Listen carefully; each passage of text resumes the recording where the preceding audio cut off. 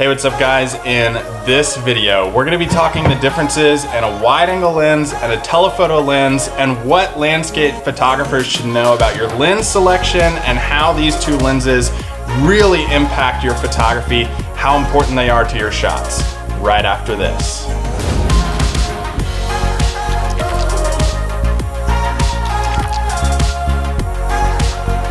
Hey, what's up guys, and welcome into the video. On this channel, we talk landscape photography. So if you're into landscape photography at all, consider subscribing to this channel. Now in this video specifically, we're gonna be talking about these two most popular lenses in landscape photography that so many landscape photographers use and keep in their bags all the time. Usually, landscape photographers have a wide-angle lens and a telephoto lens, but we're gonna explore what each one does and why each one is used for their specific shots. So let's start with the wide-angle lens. So wide-angle lenses like this one, a Rokinon 12mm f2, here's a card showing up in the top corner of your screen about the review for this Rokinon 12mm f2 lens. The wide-angle lens, what it's great at is those huge distorted foreground images in landscape photography, getting really close to objects and being able to fit a ton into your frame. So this is for those shots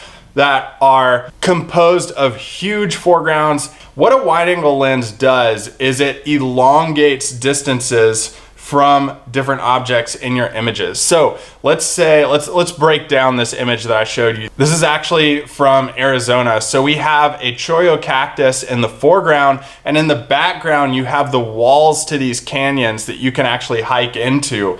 So what this has done is it's taken this small cholla cactus and made it larger because it's closer to the lens. Anything closer to the lens is going to be larger in the frame when you're using a wide-angle lens.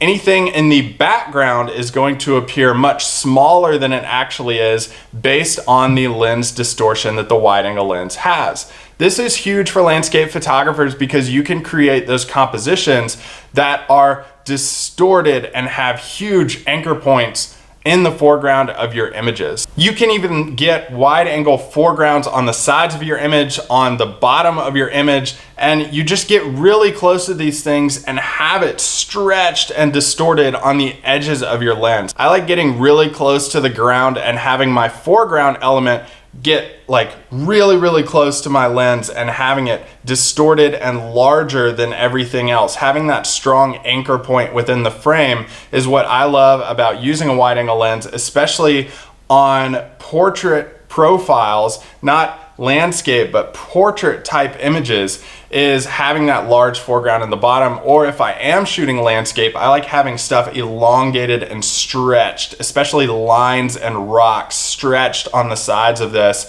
and having them kind of just come in on the edges right at you. Same thing for at the bottom, having things stretched and coming right into the lens and really using that foreground to direct your viewer directly into the frame.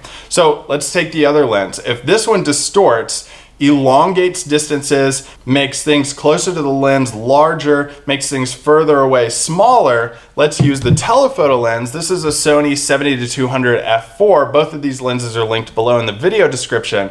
What this lens does is it actually compresses distances together, much unlike the wide-angle lens. You need to know your lens selection and what each one does for knowing how it's going to affect your image. So this is compressing distances. I love using a lens like this if I'm shooting like high elevation mountains like this shot from Clingman's Dome in Great Smoky Mountains National Park, because you have mountain ridges going all the way back, and the 70-200 or telephoto lens compresses those distances together, and it looks like those mountain ridges are stacked one right behind the other one. Using a wide-angle lens, this would be like so small and so unrecognizable that it would not be a good image. Using a telephoto lens is how you shoot this image, compressing those distances and knowing how this is going to affect your image. I also like using a telephoto when I'm dealing with more like abstract or simplistic landscape images like this one